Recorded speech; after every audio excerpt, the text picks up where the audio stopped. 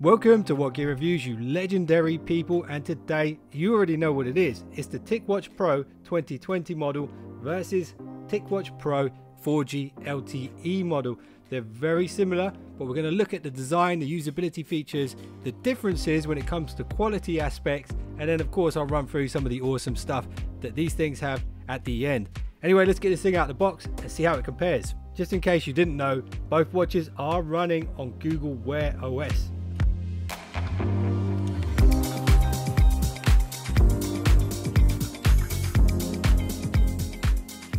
Nice little welcome message there from Modboy.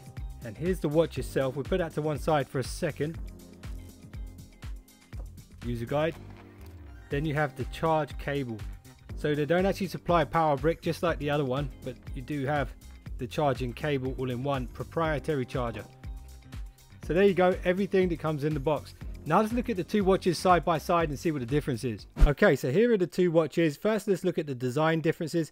And the first thing you probably notice is the wrist strap on the two devices are very different. In my left hand, I have the 2020 model, and in my right hand, I have the 4G LTE model. So with the 4G model, you've got this silicone strap here, full silicone strap, very durable. It's military standard.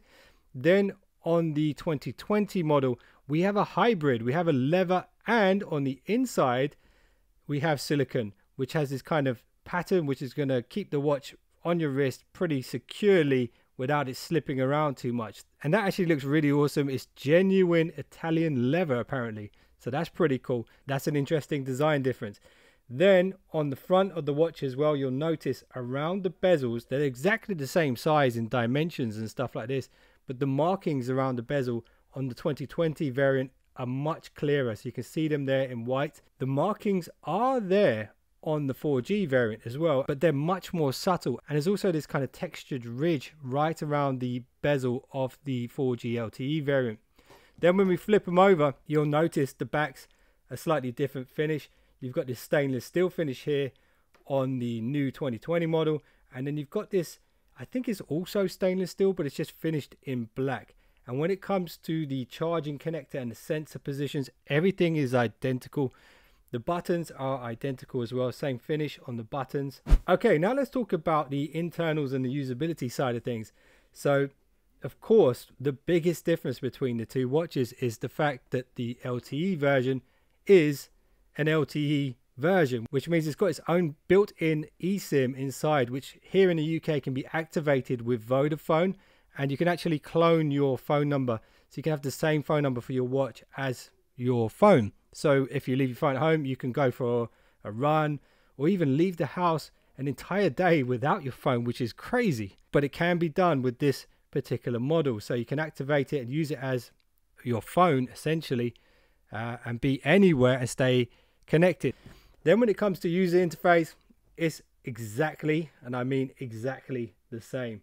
We're looking at all of the apps that you would expect, the Ticwatch apps. You've also got the Google Wear apps. You've got the Play Store in there, so you can really customize this watch a lot. So you've got the Hey Google feature on the watch as well. At the moment, this one's connected to the phone, this one isn't. And you can actually use that to Google things or even do your home automation and stuff like that as well. And I've just woken up about 10 devices here saying that. When it comes to using this for sports, they are both IP68 rated, which means you can get them wet. They're not really designed for swimming. They say it is safe for pool swimming, but not so much for sea swimming, so no salt water ideally. And here's a cool feature that both watches have. It's NFC, and that means that you can use these with Google Pay. So you can actually program the watch with your bank details.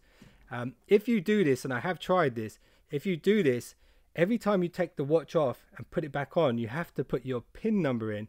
So basically, it's a security measure to make sure someone doesn't just nick your watch and start buying stuff.